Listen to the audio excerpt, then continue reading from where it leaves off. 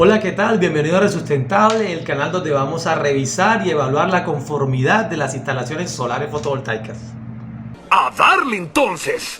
Te encuentras haciendo interventoría de una instalación solar y resulta que cuando llegas a revisar los conductores del circuito de salida fotovoltaica hacia los inversores, te das cuenta que van transportados por una bandeja y curiosamente la bandeja está compartida con otros conductores de corriente alterna, ¿sí? Entonces causa curiosidad ver esta situación.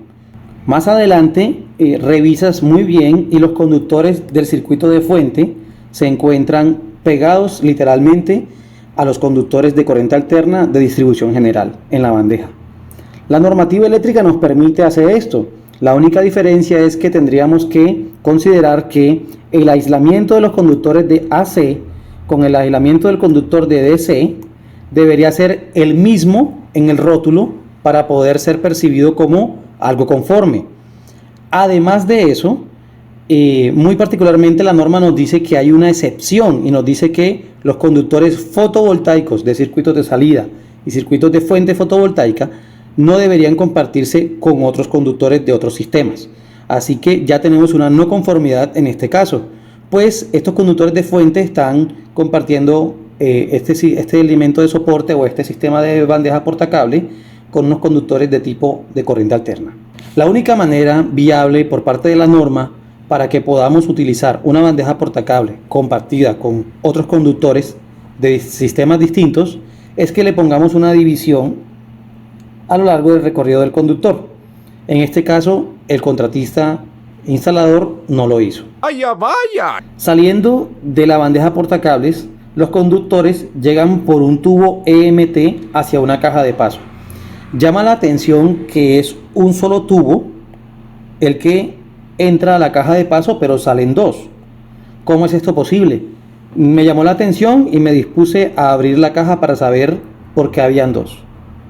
Supuse en el momento que eran porque estaban dividiendo los circuitos de fuente o los circuitos de salida, pero pues más bien me dediqué a abrirla y a revisar.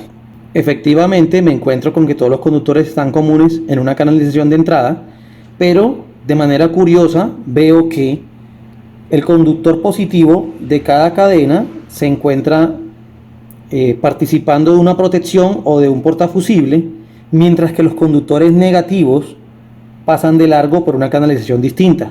Aquí encontramos otra no conformidad. ¿Por qué?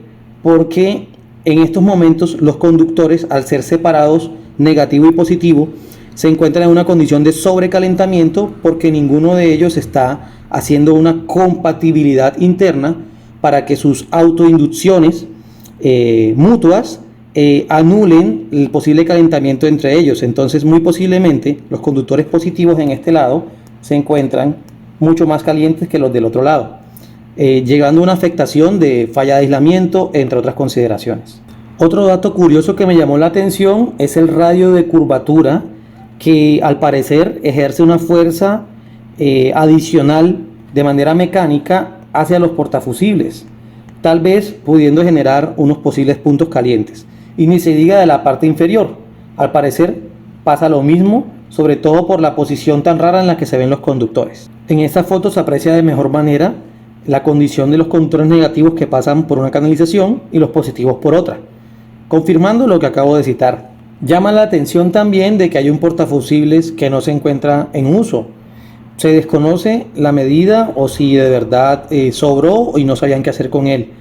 Poner equipos adicionales limitando los espacios pues puede ser contraproducente precisamente por las condiciones de esfuerzos mecánicos o de relleno que no benefician nada al sistema. Así que lo ideal es retirarlo si no se va a usar. Otro dato muy sencillo es que las canalizaciones inferiores tipo tubo no tienen una contratuerca del lado interno de la caja de paso o de la caja combinadora en este caso. Así que deben tener muy en cuenta esto porque la idea es que la sujeción mecánica siempre sea firme y adecuada. En el caso de certificación o interventoría, datos como estos no pasarían por alto, pues debemos tener condiciones correctas a nivel de fijación de las estructuras de soporte o de las canalizaciones. Llama la atención que los portafusibles adicionalmente tienen unos manchas de color de tipo óxido y pues esto es curioso porque pueden ser que sean de tipo de fogonazos o de tal vez chispas que se hayan generado internamente en el portafusible y hayan manchado esto. Esa es una alerta bastante importante. O que tal vez, además de eso, se ve un poco deteriorado o algunos de los orificios. Puede ser porque se encuentran tal vez requintados o torqueados de una manera excesiva los tornillos internos y posiblemente se esté dañando la rosca en general. Para esto siempre hay que tener en cuenta las instrucciones del fabricante, en este caso del portafusible, donde muy posiblemente en su ficha técnica me va a decir la cantidad de torque necesario para que el conductor quede sujeto correctamente. Otro dato particular que podemos ver es que los conductores son de cobre, pero curiosamente el último es un conductor que al parecer puede ser de cobre estañado o es de aluminio. No sé con qué condición lo pusieron, tal vez porque se les acabó el conductor o algo, pero recordemos que la norma no permite esta condición. Nos dice que cualquier conductor en paralelo debe ser de la misma longitud, debe ser del mismo aislamiento, de la misma terminación, del mismo material y de las mismas condiciones en general a nivel constructivo. Entonces ya tenemos una no conformidad porque estamos mezclando consideraciones y materiales del tipo de conductor. Entonces esto puede generar otras posibles fallas adicionales. Es una vaina de respeto, de fundamento. Llegamos a la canaleta de distribución de los conductores de corriente continua y vemos que está compartida con los conductores de corriente alterna, curiosamente. Entonces se desconoce si internamente hay una división para poder hacer la gestión que se tiene inicialmente en la bandeja portacables anterior. Otra cosa curiosa en general es que hay un código de colores asociado a esta instalación. Muy posiblemente el constructor lo que quiso fue señalizar, tal vez con una cantidad de cintas para identificarlos por números, pero definitivamente no lo señalizó correctamente en función del código de colores permitido. Así que eso también es una no conformidad, sobre todo porque estoy usando el conductor o la cinta de color verde para señalizar un conductor que no es propiamente un conductor de puesta a tierra de equipos ni nada de eso.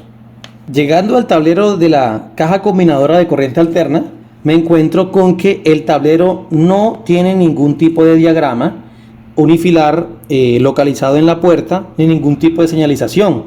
Recordemos que, como vimos en la foto anterior, había dos inversores, así que la norma también nos dice que debemos tener a la mano y disponer de un directorio, porque tenemos más de un sistema fotovoltaico involucrado en la misma edificación. Entonces debemos tener un directorio para ordenar y citar dónde se encuentra cada uno, las condiciones en las que se encuentra, protecciones, cableado, entre otras cosas. Otro dato curioso es que estas protecciones, o por lo menos la principal, no es fácilmente accesible como cita la norma. No debería existir una puerta adicional que limite la condición de acceder al medio de desconexión de corriente alterna. ¿Por qué? Porque necesitamos tal vez operar de manera rápida, desconectarlo de manera muy rápida y tendríamos que buscar llaves o abrir perillas para poder hacerlo.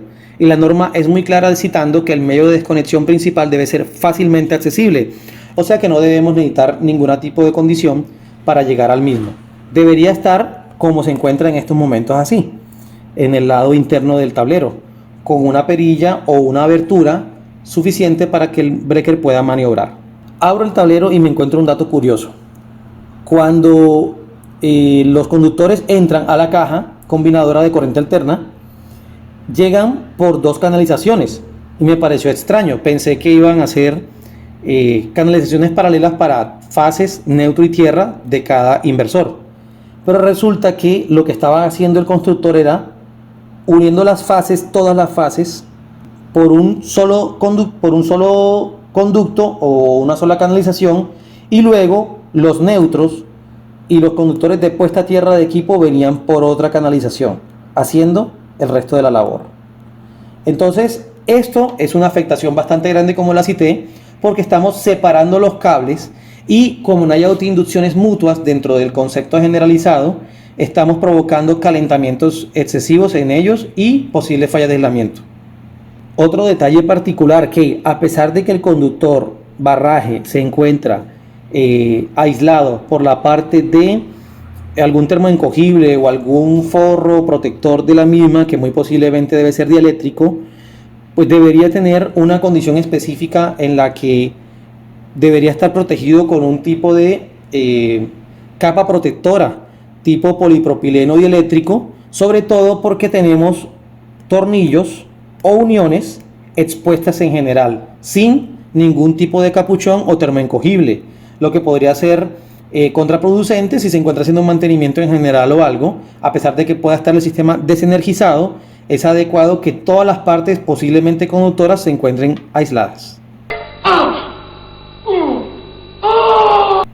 En esta foto se evidencia lo que les comentaba: las fases se encuentran por esta condición y el conductor neutro y la puesta a tierra de equipos se encuentran por acá.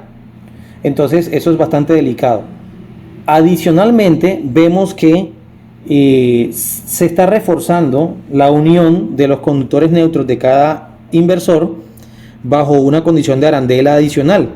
Muy posiblemente el terminal ponchable o la borna ponchable no estaba en condiciones de la perforación que se hizo y se tuvo que acceder a esto.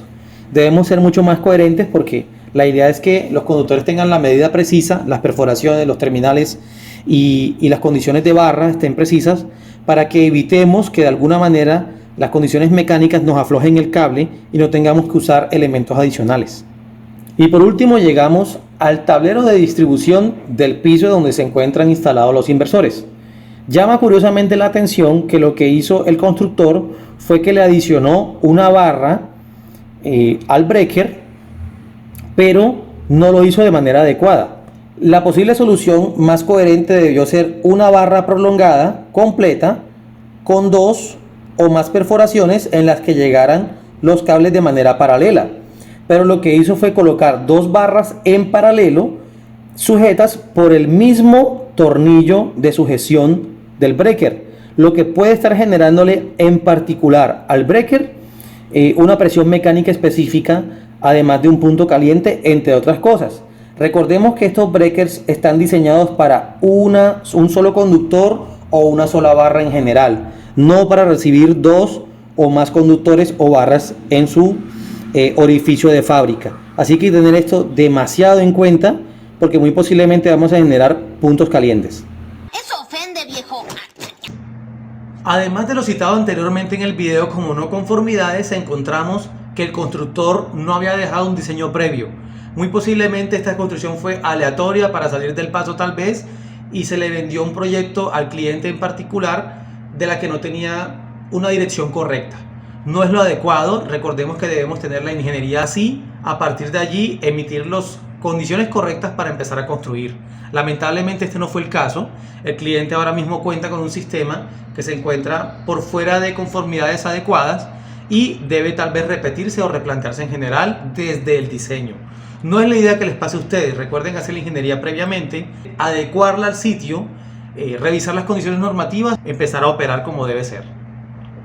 Sígueme para más información con la mejor energía.